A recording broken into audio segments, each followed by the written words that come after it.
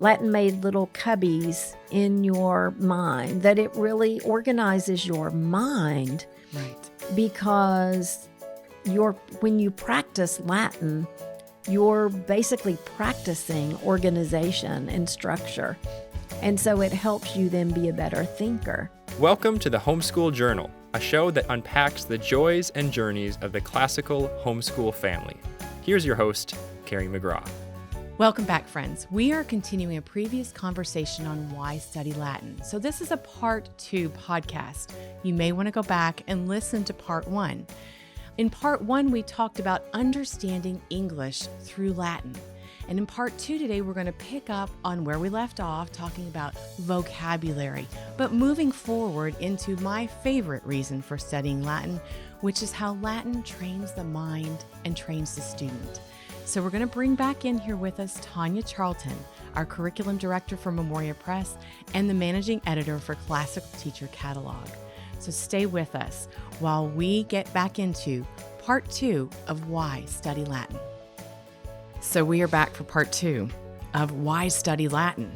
And we left off the last podcast with vocabulary, okay? Really focusing on vocabulary, how Latin is the root of any science, biology, chemistry, economics, law, theology. It is the root language of all of these areas of study. And so our Latin students are building a foundation for their future beyond, wherever it is that they decide to study or whatever field they decide to go in, they're going to somehow, medicine for Pete's sake, they're going to somehow touch this Latin root. They are, and they're going to find their studies much easier if they've had Latin. Right. And in fact, people tell me, older people, like at church, tell me, I had Latin in high school and then I became a doctor and it was really helpful to me in my field. And they just had, that high school Latin like Henley. They never had Latin like we do it from the second grade on, but they found it helpful. Well, and any new science has to reach back into the history of words to pull forward new terminologies. We don't just create a word out of thin air. We reach back to the roots of the language and we pull it forward. And there's an example that I remember Mrs. Lowe saying in a speech, and it's the word computer. When computers were invented, we didn't have a word for them. And so we reached back, computo, to think, to pull forward a new science. Right. And then you've got all of the periodic table of elements. For Pete's sake, if you're studying that, AU for gold is aurum. That's right. Latin. That's right. Ferrum, Fe, iron. I mean, if you're in these sciences and then you have law. Okay, so some of the words in law, subpoena, sub and under penalty is its translation. Right. And then, in theology, crucifixon, crucis. That's right. Benediction, benedictus, blessed. I mean, all the richness of understanding our language because of Latin. That's right. My son came home from biology one time, my son who did not like Latin, but had been taking it for years and years. Came home and said, well, I have been telling you for years that Latin is a dead language, and now I've got the proof. And I said, what are you talking about? And he said that in his biology class, the teacher had told them that Linnaeus had chosen Latin for his classical classification system because it was a dead language and it would not change, so he felt safe with it. I said, what you've just told me is not that Latin's a dead language, it's that Latin is an immortal language, to take the words off Chesterton. Yes. It is immortal and it still lives. That's just right. Because it's not conversational. And it can be such a help. Right. In many ways. We've already talked about some, and we're going to talk about some more. We are. And just because it's not conversational doesn't mean it's a dead language. That's by right. no means. That's okay. right. So let's talk. We've talked about vocabulary. We've talked about how we build our own English language and we learn our own English language, how to use it, how to function in it from Latin. But now we're going to talk about where the where we hit the road here, SAT and ACT scores, okay? So Latin students consistently score higher on the verbal portions of any SAT, ACT than any other student out there. There have been studies on this from the 1970s, the 1980s. There's recent 2006, 2012 figures, I'm going to give you some 2015 figures here in a minute. But talk to me about this, standardized testing where all of our parents are, we're going to get there someday, right? Yes. And I would like to say first that ACT scores are not the reason that we study Latin. We study it for all these other reasons. This is a benefit. To me, this is a benefit. Mm-hmm. It's a huge benefit. And I saw it with my son who hated Latin because he did no preparation for the ACT, no prep at all. His friends were studying so hard for that exam, and he just spent the whole summer. He didn't even open the vocabulary cards that I bought him.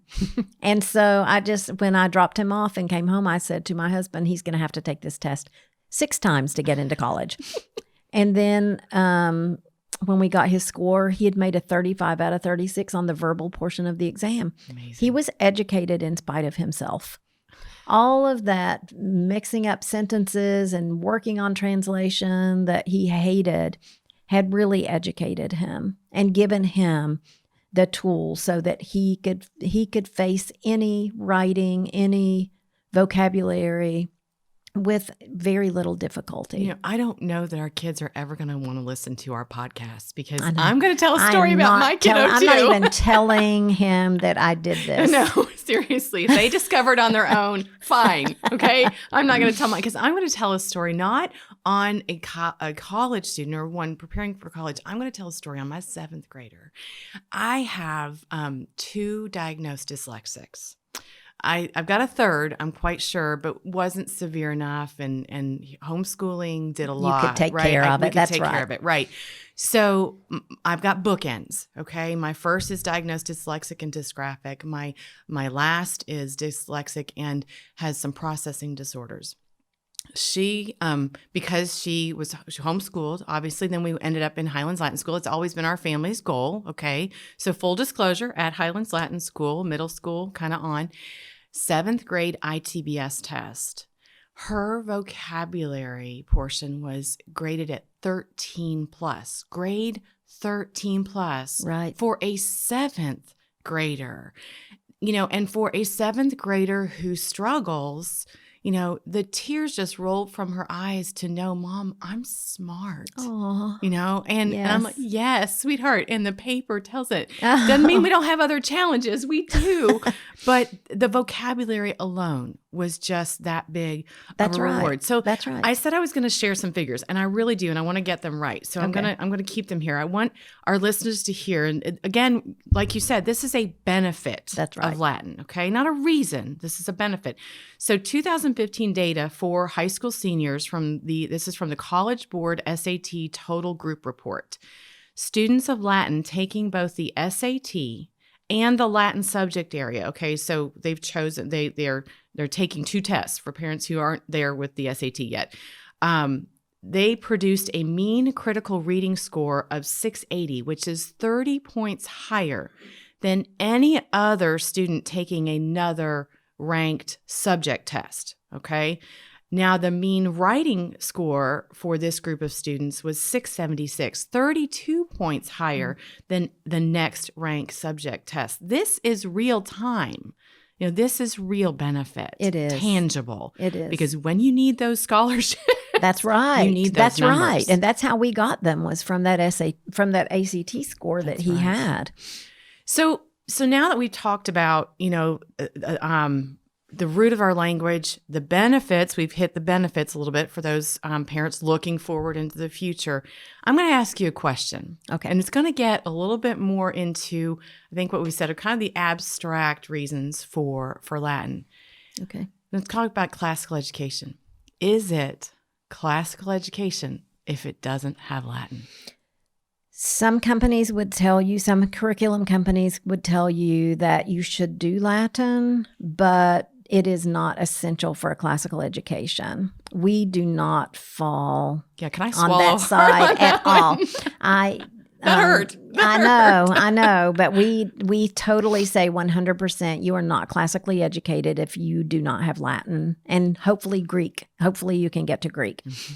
I pulled because I want to get this right.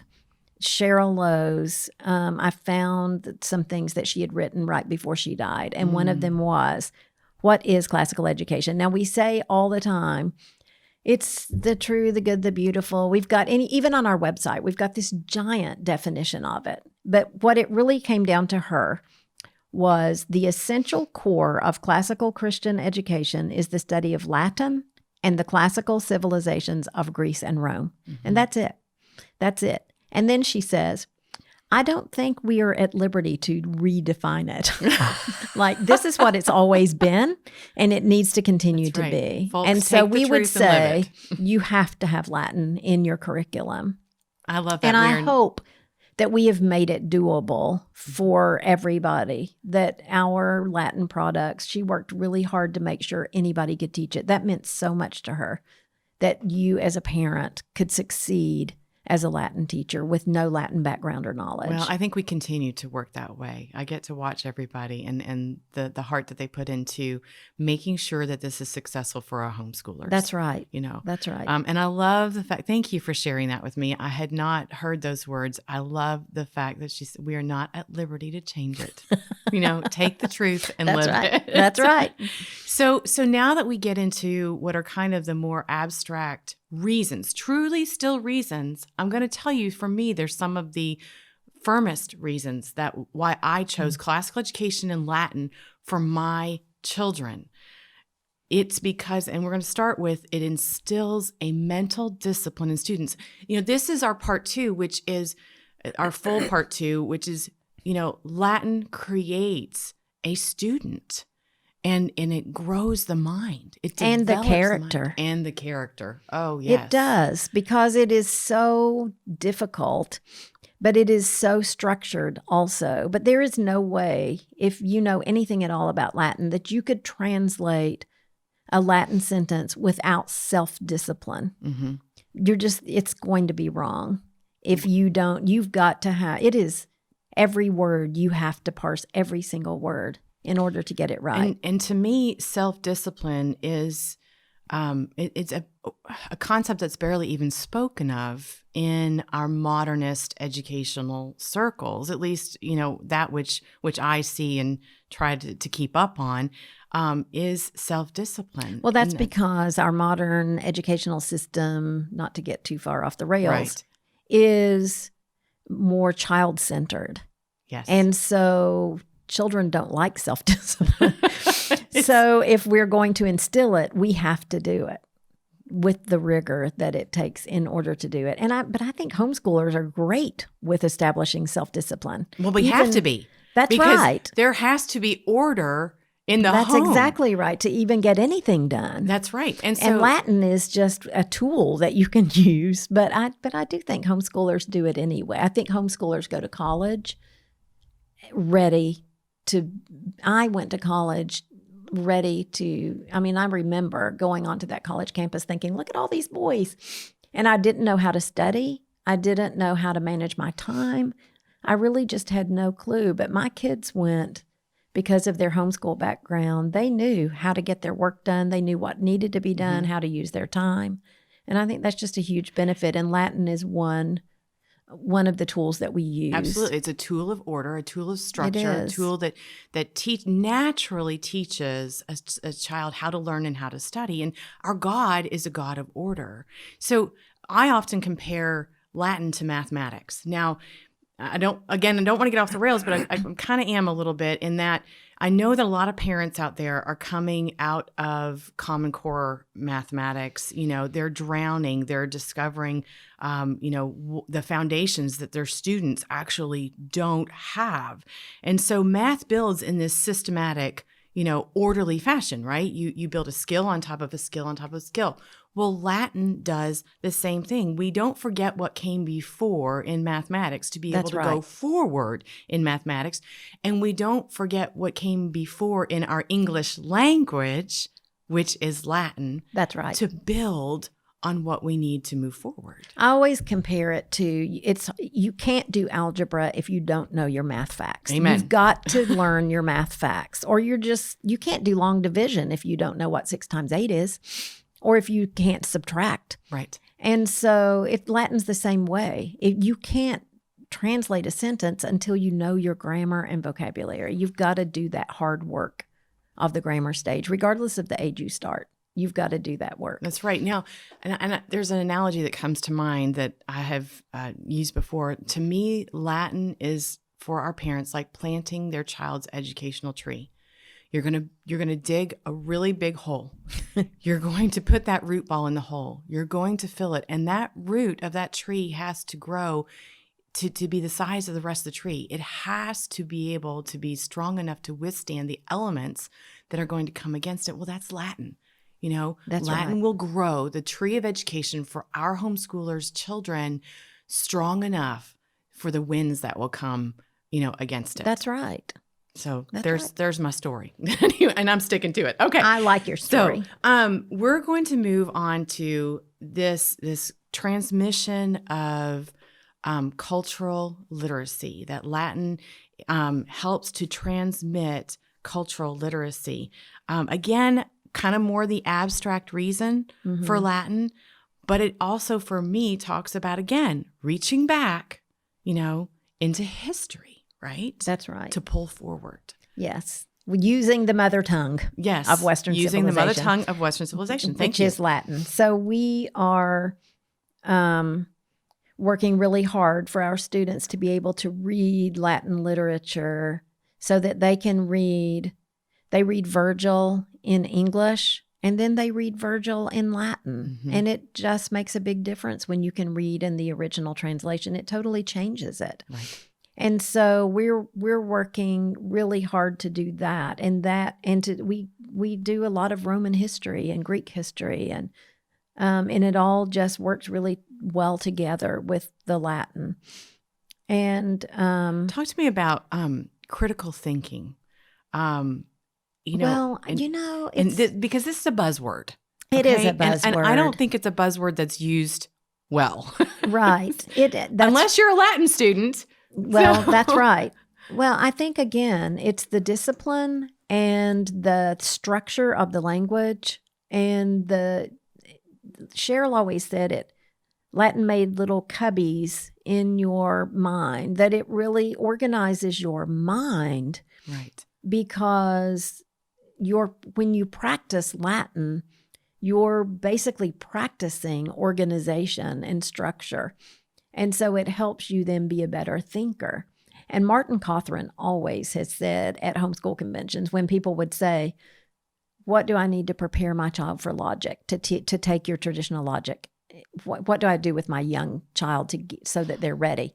And he would always say Latin. Do Latin. Mm-hmm. And that will order their minds so that then when they get ready for more abstract thinking, like in logic, they're ready to do it and capable. And so staying on coming back to actually the cultural literacy, any one of us, and this may sound very simple, Tanya, but I think we pass these things on a daily basis and don't even realize it. Pick up a dollar bill, right? That's right. Pick up a dollar bill. Our founding fathers were educated classically. That's right.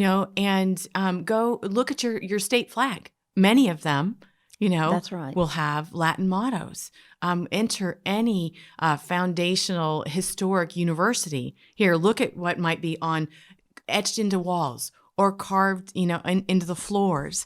Latin transmits not just ancient cultural literacy, but quite frankly, some of our American history. It absolutely does. And our does. Founding Fathers. Absolutely. Our entire government was based on the model of the Romans. Mm-hmm. And also, just on a lighter note, my children have told me that video games and okay, I'm not going to know this like one. superheroes Okay. all of that stuff has like a lot of Latin mythology Okay. Roots, I don't know because I don't do those either. things. Okay, but we're talking about our kids. Yes, that's right. So they would say that is also cultural literacy. Okay. Well, then I do know, there are modern day authors that have taken upon them the stories of, Greek. Yes. We know that's a constant theme. I mean, it's a richness, whether it's, Greek gods or the Roman gods. That's right. That we just keep pulling from. That right? And when we read Shakespeare, or I think we are getting in the weeds because we're going into classical education now. But when we read Shakespeare and Homer and or even, like you say, modern authors that are really well educated, and they refer to gods or goddesses or some common Latin saying, or even Cicero or somebody from the Middle Ages, our students get those references. And so do you ever read a book and you think, I don't even know who that is? Right. When And then I have to go look it up. Yes. And then I have to go look it up because I need to understand what the author's That's trying right. to say to me. So let's, if we stay on authors here, and the last reason that I would want us to discuss about why we study Latin is because it's a gateway to the classics. And I know that in our second podcast here, we've really kind of moved ourselves into that classical education realm, but we have to. Right, because really it is part of classical education. Because it is part of it. That's right. You can't have classical education without Latin, as Mrs. Lowe as you have shared her words That's with right. us. So Latin is that gateway into the classics. Talk about that for a little bit. So, yes. So Latin is just part of what we do. But for our entire classical education, our students are reading the classics, and we are showing them the best of everything, the best art, the best literature, the best music, so that they can be discerning citizens. Because if they are immersed in good things, then they're not going to necessarily be attracted to junk. Or when they read something that's not really good, they're going to know it because they have been immersed in things that are really good. And so to be better citizens and to meet better the purpose that God has for their lives, the more educated they are, the better able they're going to be able to accomplish the things that they need to accomplish in their lives. Amen. Amen. And I love the purpose that they have for their lives. Thank you for saying that. And discernment, I've done a podcast and we talked a lot about discernment, but the word discerning is a word that has escaped modern educational circles, okay? Because modern educational circles, I know we're in the weeds, but I got to stay there for a minute because I need to compare and contrast. And that's one of the things that Latin does, right? That's right. That's one of the That's critical right. thinking skills. And modern education says we're going to educate a drone. We're going to tell you what to believe. We're going to tell you what to be, what to do, what to buy. That's right. So where is the intellectual thought there? Where is the discernment process of purpose, of being, of purpose, of purchasing, of all of that? There's no thought Of just process. day-to-day life. Day-to-day life. That's right. And yet Latin brings with it, again, the order, the thinking. That's right. The clarity of, how we move from one thing to the next. It really does. Right. I believed when I was looking for an option for my children because I didn't like the public school system in my area. And I found Cheryl Lowe in a basement of a church talking about classical education and how, I still remember this, and it's been 20 years ago. But she basically was saying that you can do vocational education or you can do real education and you can train your students to be the best that they can be. And it doesn't matter. You don't need to train them to be an engineer or a doctor or a fireman or any of those things. You need to train them to be full people. Yes. And then when they become lawyers or doctors or chefs or whatever they choose for their vocation, then they're going to be better. They're going to be ethical. They're going to be compassionate and caring because of these studies that they've had. And that's what I want our homeschoolers to stay focused on, that they are not, while they're in their own weeds, while they're in their difficult day and they're trudging through subjects and Latin and kids that don't want to do school today, that just want to watch the cartoon or whatever, or I want our parents to see forward. I want our parents to be pulling their children forward into an education and a future that is orderly, structured, intellectual, discerning, and full of self-discipline, all of these words. And Latin will equip them. That's right. In all of those areas. Good. Friends, I want you to feel confident in the study of Latin in your home. Don't give up. Learn with your children. Call your children forward in education through the usage of Latin. And I want to thank Tanya for spending 2 podcasts with us. This was so fun. I will talk to you anytime, Carrie. Oh, thank you. That's the greatest compliment. Thanks, Tanya. Everybody have a great day. Thanks so much for joining us today. If you liked our episode, click the thumbs up button or leave a comment below and let us know what you thought. Click the bell icon or subscribe to stay in the loop and get notifications of when we have new episodes. You can also check out our other resources and videos on classical homeschool education. I'm Carrie McGraw. Thanks for listening. I'll see you next time.